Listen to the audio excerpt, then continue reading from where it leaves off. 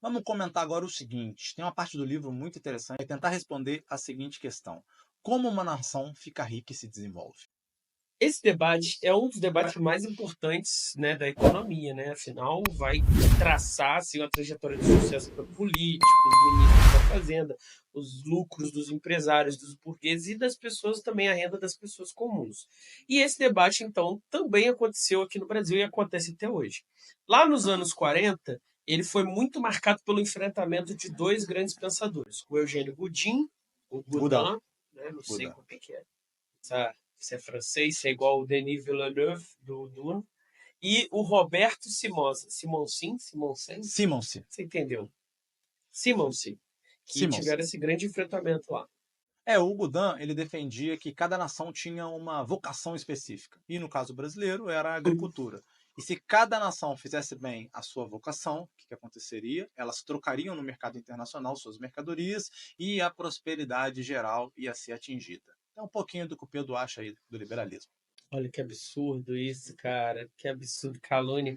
Cadê o tom professoral de tentar falar das coisas, Eu não né? preciso porque eu tenho Evitando um ser opositor viés. aqui ao vivo. A gente só precisa fazer isso em sala quando a gente tem que ser as duas coisas. Entendi. Verdade, verdade, é verdade, faz sentido. E o Simon, sim, ele acreditava que a indústria tinha um papel central no desenvolvimento, certo? E como é que ela poderia ter esse papel central? Bom, como a indústria tem uma demanda tecnológica muito grande, uma demanda por inovação muito grande, e ela agrega muito valor aos seus profissionais e ao seu produto produzido, né, proporcionando uma margem boa e tudo mais, isso acaba criando ao longo prazo, né, um grande benefício, né, tornando tudo mais valioso para todos os envolvidos, que acaba reverberando para o resto do país. E a gente está querendo ser honesto aqui e falar que existe esse debate, né? Então, assim, há economistas até hoje que seguem a lógica do Simons e há economistas que seguem a lógica do Goudin. Os autores desse livro são desenvolvimentistas, então eles seguem a lógica do Simons. E, para ser honesto, eu zoei o Pedro, mas eu e ele também acreditamos no desenvolvimentismo, votamos no Ciro Gomes, né? Vocês sabem disso aí. Então, é só para vocês saberem. Isso é um ponto de vista específico.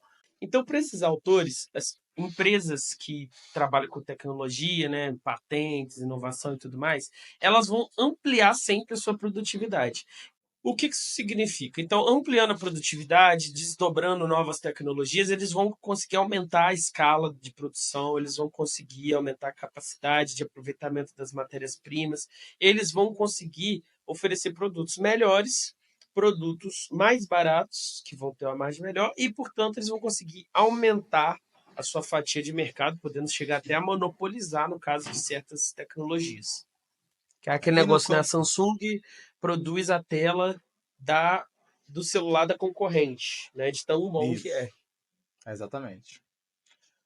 Câmera, né? Câmera também é um clássico, né? A Nokia, por exemplo, era muito famosa por suas câmeras e aí ela produzia câmera para várias outras marcas de celular. Essa revolução também acontece no reino, né, do trabalho. Então, numa empresa extremamente sofisticada tecnologicamente, o tipo de trabalho que o trabalhador vai fazer não vai ser um trabalho manual, vai ser um trabalho intelectual que demanda já ali uma quantidade de conhecimento muito maior e proporcional a isso vai ser a remuneração dele. Se exigir maior formação, vai ter uma remuneração plus, né? Por ser um tipo de atividade que não é todo mundo que sabe fazer. E eles argumentam também que atividades industriais, elas também são as melhores coisas para o meio ambiente, acredite se quiser. Se lá atrás indústria significava queimar carvão, agora indústria significa aproveitar o máximo possível da matéria-prima. Então, eu boto uma chapa de metal lá para eu cortar para fazer alguma coisa, eu quero aproveitar o máximo, eu quero que o robozinho que calcule os cortes de modo que não sobre nem uma graminha de metal fora ali dos cortes. Eu quero que tenha filtros para poder vender os créditos de carbono. Eu quero que a tecnologia avance a ponto de eu poder diminuir o tamanho da planta e produzir milhões de unidades ali dentro daquela pequena planta. E você pode ver também que nós, no Brasil a gente tem exemplos, né, de petróleo, mineração, agropecuária, são as atividades com maior impacto ambiental, né? Antigamente, né, no início da Revolução, de fato, jogava assim, os dejetos metais pesados no rio, aí era um problema.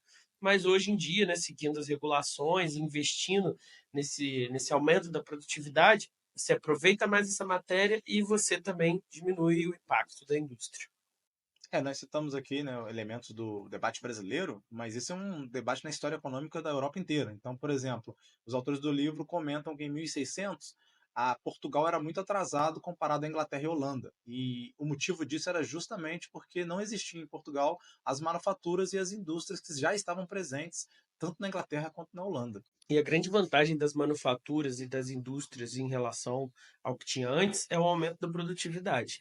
Quando você faz a divisão do trabalho, você, em vez de ter uma pessoa que faz a cadeira do começo ao fim, uma pessoa que tem que tomar conta de todas as etapas do trabalho, você cria várias pessoas que não têm a totalidade daquele produto, mas executam uma única tarefa simples, e essa única tarefa eles executam com repetição, então eles conseguem cada vez mais fazer essa tarefa mais rápido, de maneira mais eficiente, e isso aumenta em muito a produtividade. Então, se uma pessoa fazia uma cadeira num dia, várias pessoas fazem exponencialmente mais cadeiras num dia.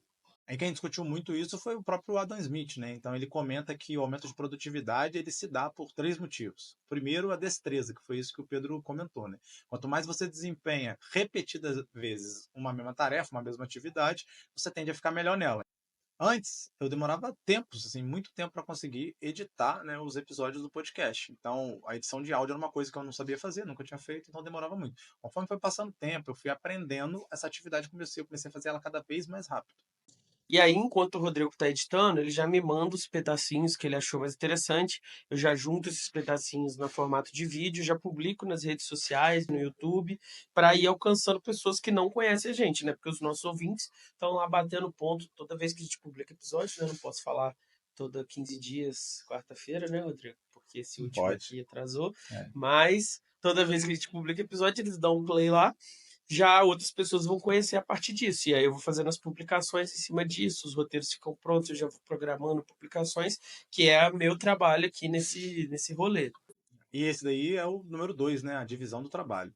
O número 3 é a Você não vai falar mecanização. você não vai falar do trabalho do Fagner, não? Vamos ver se no 3 a mecanização, o Fagner aparece, né? Porque são três momentos, esse podcast é feito por três pessoas. Quem sabe agora não aparece o Fagner, vamos ver. Então, o terceiro ponto é a mecanização e inovação, que tornam a atividade mais rápida, mais perfeita, mais eficiente. Por exemplo, quando eu descobri como cortar, né, os espaços vazios das falas, entre as falas, lá no Audacity, eu Uhum. ganhei um ganho de produtividade, de tempo de serviço bizarro, porque eu passava muito tempo cortando os espaços. A geração de legenda automática também, em vez de você ter que criar cada legenda de cada fala, você aperta um botão e pum, tá tudo lá. Você só tem que corrigir. Então, isso é inovação e mecanização. Por quê? Porque no caso dos cortes, mecanizou o processo de cortar espaço vazio, que antes era manual, eu tinha que ouvir e cortar o espaço vazio. E inovação porque você criou uma ferramenta para fazer isso e para aumentar a produtividade e a velocidade do trabalho. E o Fagner não apareceu, só para constar. Eu vou botar aí, É. provavelmente ele vai. Ou vocês vão ver o Fagner agora aí subindo uma foto dele entre nós, só para vocês conhecerem o Fagner. E essa teoria, o grande exemplo, né, que o Adam Smith dá para ilustrar essa teoria é a fábrica de alfinetes. Então, se você tiver uma fábrica de alfinetes, onde você tiver ali 10 trabalhadores, cada um produzindo seus alfinetes, no final do dia, cada trabalhador desse vai produzir 20 alfinetes, certo? Então, 10 vezes 20, 200 alfinetes. Tá certo a matemática, Rodrigo? Uhum. Se você pegar esses 10 trabalhadores, dividir eles em funções diferentes, você vai produzir, isso é um exemplo histórico que ele observou, 4.800 alfinetes. Então é muito mais alfinete. E olha só, o salário que eu pago para os caras é o mesmo, o aluguel do prédio é o mesmo. As únicas coisas que vão aumentar são os custos materiais, né? Porque como eu vou produzir mais alfinetes, eu vou precisar de mais metal. Então olha como é que a margem se expande. Se antes eu pagava, tinha que pagar o salário de vários e vários dias para produzir 4.800 alfinetes, agora, num dia, eu já consigo produzir isso, pagando aquela diária daqueles caras ali, e aí a margem do industrial é muito maior. E vocês vão falar pra gente, tá, mas a agricultura também tem ganho de produtividade. Nós mesmos já citamos aí o agronegócio. Tem, só que o ganho de produtividade da agricultura e dos setores menos complexos, eles não têm o mesmo grau de intensidade do que o setor industrial. Então, no setor industrial, você consegue esse ganho de produtividade, essa densidade tecnológica, ter uma capacidade produtiva muito maior do que do setores menos complexos. Agora, poucos segundos atrás, eu e o Rodrigo falamos sobre como o nível de especialização que você chega numa linha de produção aumenta também a produtividade. E aí, a gente tem um problema. Qual o problema é esse? Nesses setores primários, como por exemplo a agropecuária, existe um limite do tanto de especialização que você vai ter. Então, eu estou assistindo. Como é que é o nome da série que você me recomendou, Rodrigo? Yellowstone? Yellowstone, tô assistindo Yellowstone dos rancheiros, e lá na situação de agropecuária, você precisa de várias pessoas fazendo os mesmos trabalhos, dividindo o trabalho ali, e não dá para ter esse nível de especialização que você pode ter na indústria. Então, há um limite no ganho de produtividade desses setores. E o que o Pedro está dizendo, então, é o quê? A indústria tem uma capacidade de ganho de produtividade maior do que os setores menos complexos. Mas não é só isso, ela também consegue ter uma capacidade de encadear, né, complexidade econômica nos setores que prestam serviço para ela ou que são paralelos, fornecem matéria-prima. Então, ela tem uma capacidade também de encadeamento de complexidade econômica. Exatamente. As indústrias de alta tecnologia, elas vão criar um ecossistema industrial. Então, uma atividade vai puxar outra. Então, uma fábrica vai precisar de peças e esses funcionários com esses salários melhores vão consumir certos bens industrializados que vão precisar de suas próprias cadeias de produção. Então, isso que é um ecossistema. Uma indústria existir e prosperar vai puxar a prosperidade das outras também. Pense, por exemplo, na indústria de computadores. Hoje essa coisa está mudando um pouco, mas antigamente era muito comum uma empresa fazer o hardware e uma outra empresa fazer software, né? Então você tem empresas especializadas em software e empresas especializadas em hardware. Não existe uma coisa sem a outra, só existem enquanto ecossistema de uma indústria de computadores. Então, é procurar essa ideia. Então, automaticamente, quando você forma uma indústria, você cria todo um ecossistema de complexidade econômica em volta dessa indústria. E aí a tese central dos autores é que o Budan estava errado porque essa especialização, esse aumento de produtividade é mais propício nos setores industriais e de alta tecnologia. Seria mais ou menos assim: o Brasil produzindo sua maravilhosa soja e os Estados Unidos os magníficos MacBooks, macOS, Mac tudo. E aí nós vamos nos encontrar no mercado internacional para trocar minha soja com os Macs. Quem vai sair ganhando, quem vai sair perdendo? Não vai ser como o Gudan achou, né? Que vai ter uma troca e os dois países vão prosperar de maneira igualitária. O que vai acontecer é que a densidade tecnológica dos Macs vai fazer ser um produto muito mais sofisticado e caro, comparado com a minha triste soja. E a vantagem que a Apple tem sobre o setor da soja também é que a Apple pode dinamizar a sua produção. Então, ela pode atacar o mercado dos jogos, ela pode atacar o mercado das TVs, ela pode ir para os smartphones, pode ir até para o carro elétrico agora, parece que ela está querendo ir. A soja, se ela crescer, né, o setor da soja crescer, vai demandar mais produção, fertilizantes, coisas para a terra, de agrônomos, transporte, estradas e tudo mais. Mas ela não consegue se desdobrar em outros setores. Você não vai ter um carro elétrico dos produtores de soja do Brasil, né? Não vai ter como fazer isso. Se tivesse, eu comprava porque ia ser um carro nacional. Mas enquanto não tem, eu sonho com um seria, Gurgel. seria como um Gurgel, exatamente. Então, esses autores que pensam dessa maneira que o Pedro acabou de expor, né, são os chamados economistas estruturalistas. Para eles, o desenvolvimento ele só pode se produzir, né, se pode se constituir na medida em que a estrutura produtiva do país muda, se transforma radicalmente. Então, assim, se não tiver sofisticação e complexidade tecnológica para mudar a estrutura produtiva de um país, não há desenvolvimento. É isso que pensa o Simonsen, né? Exato. E aí, o centro da questão é como construir mecanismos políticos, econômicos, institucionais que permitam a superação desse estado de atraso e nos permitam alcançar esse momento de desenvolvimento. E sem isso, é impossível industrialização, é impossível aumento de emprego, ou pelo menos de emprego de qualidade, é impossível aumento de produtividade, e com isso é impossível também que a renda per capita de um país cresça. Então, eu estou falando com meus alunos, Pedro, bastante. Você tem que ver duas coisas. Primeiro, renda per capita, quer dizer, se o país produz riqueza suficiente, que, se distribuída, vai tornar aquele país um país rico. E o outro problema é se ele distribui riqueza. Então, é o problema da desigualdade Uhum. e o problema da renda per capita. Se a gente não industrializar, não vai ter renda per capita. Mesmo que a gente divida, você não vai ter uma nação de renda per capita alta. Então, não vai ter uma nação rica e desenvolvida. Então, esse é um elemento central que a gente tem que estar atento. E se os seus alunos, Rodrigo, e os ouvintes não estão convencidos, segura essa. O Vietnã que famoso aí pela famosa tentativa de invasão aí dos Estados Unidos lá naquela separação do Vietnã do Norte e do Sul. Ele supera nós, o Brasil, em exportação, tendo menos que a metade da nossa população e tendo um território, um espaço físico no planeta Terra 66 vezes menor do que o brasileiro. Segura essa. E aí agora você deve se perguntando, né? Que porra é essa? Como é que o Vietnã fez um bagulho desse? Então, em 1986, o Partido Comunista deles sobe ao poder e fala: o que a gente vai fazer para se desenvolver? Ué, vamos imitar a China. O que a China está fazendo, a gente tem que imitar. E a China tinha feito ali uns quase 10 anos antes a abertura, a famosa abertura ao mercado internacional, à competição internacional, que foi o que permitiu que ela começasse o que alguns chamam de socialismo de mercado. E a partir daí ela começou a se desenvolver de maneira muito rápida. E o Vietnã resolveu, então, imitar essa estratégia. Então, em 1990, o PIB per capita deles era $200. E isso saltou, desde então até 2017, para $2.400. É um aumento, assim, gigantesco. Seguindo esse modelo aí que o Rodrigo falou, ele começou a crescer 7% ao ano, simples assim. E no nível de exportação dele chegou a 20%. Não para por aí, né? A pobreza caiu de 50% da população para 15% em 20 anos. A expectativa de vida acabou de bater 76 anos, maior do que a expectativa brasileira.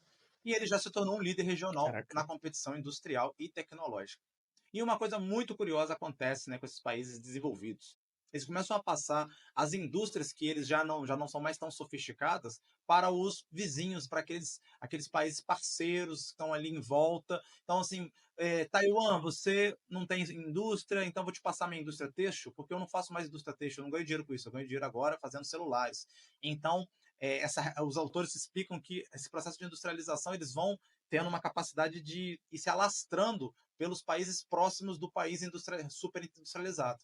Então, isso é uma coisa que os países asiáticos fizeram muito bem, os tigres asiáticos. Foram passando essas indústrias por em volta ali e constituíram o que hoje é um leste asiático que cresce muito mais rápido do que qualquer outro lugar do planeta. É a globalização dando certo nesse caso, né? Vocês terem uma ideia, ouvintes, a Samsung, que é dona da Coreia inteira, né?